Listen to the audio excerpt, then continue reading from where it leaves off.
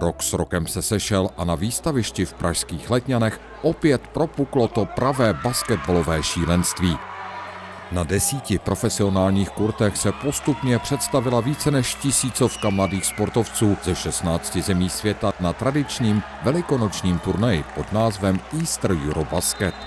Letos s pořadovým číslem 28.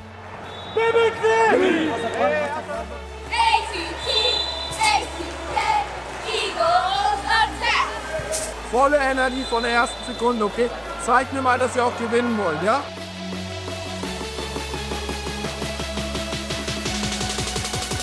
Sugar Eagles.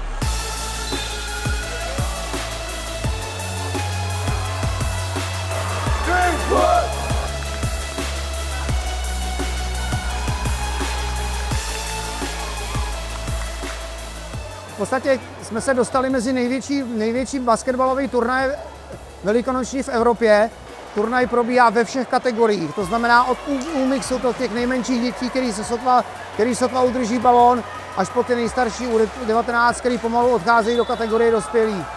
Jinak je zastoupená celá Evropa, Dánsko, Finsko, ale i balkánské státy, jako je Srbsko, Slovinsko, Němci, Belgičané. A dneska můžu říct z celého světa, protože letos jsou tady poprvé účastníky až z Kanady. So our company, Golden Ticket Sports, we brought teams over to Europe. This is now the 3rd year. A couple of years ago, teams went over to Vienna, so we brought teams back to that similar tournament this year. And then we're just looking for other tournaments in the area and found this one, so decided to bring some teams over here to Prague.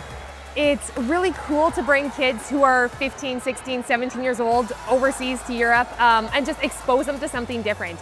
The structures of the tournament are a little bit different, the style of play is a little bit different, but it's really cool just to give them an opportunity to see what basketball is like around the world. My jsme tady s týmem Sokola Pražského podruhé, moc se nám tady líbí. Oceňujeme hlavně to, že se tady sejde stovky basketáků na jednom místě a pak také to, že se máme šanci poměřit s mezinárodní konkurencí, což je něco, co se na jiných turnajích obvykle nestává. Das erste Mal, dass wir hier gewesen sind in Prag, war 2004. Und ich werde immer noch daran denken, wie die Halle hier war vom Betonboden. Und wir fanden die Art Basketball zu spielen hier immer toll. Als ganz kleinen Verein immer wieder motiviert, wiederzukommen. Ich bin jetzt das 15. Mal als Coach hier und muss sagen, es ist halt immer professioneller geworden. Die Spielebene ist sehr, sehr hoch. Wir sind ein kleiner Verein mit nur 100 Mitgliedern, 5 Teams. Aber wir haben immer mega Spaß. I like it real lot. It's not just like basketball, it's like friendship and hanging out with like teammates and like just the vibe, you know, and then it's the playing. It's a fun trip. This is my 2nd time here and the best thing about it is winning a championship. Je to příjemný pocit, v podstatě vidět tu kulturu, všechny ty jako země, jak hrajou, vidět i jak to je v jiných zemích, potom třeba procesíš angličtinu někdy a jo, je to super, baví mě to. Já jsem na turnaji se Slovankou 1. rok. I musím říct, že atmosféra je tady fakt úžasná. Je to celkově jako hrozně hezký. Každý rok si to lidi vychvalujou, takže si myslím, že všem se to moc líbí. Mě strašně baví to, že můžu komunikovat se všema těma týmama a že od nich dostal zpětnou vazbu, co se jim líbí, co ne. A že ty lidi vlastně, se kterými komunikuju, jsou všichni strašně fajn. A to mě na tom baví, poznávat lidi z různých zemí a všechno nás spojuje to, co máme rádi, basket. Pražský velikonoční turnaj přináší řadu zajímavých příběhů.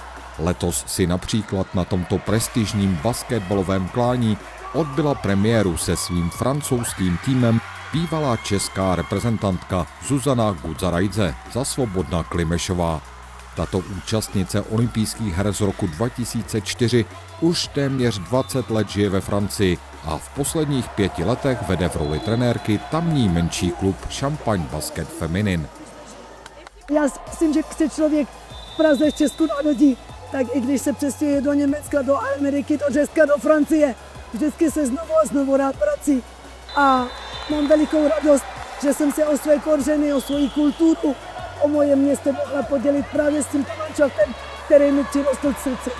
A jsem nadšená, protože všechno to do sebe zapadá. Je to organizovaný od A do Z. Už od té chvíle, co jsme se přihlásili, je komunikace s organizátory perfektní.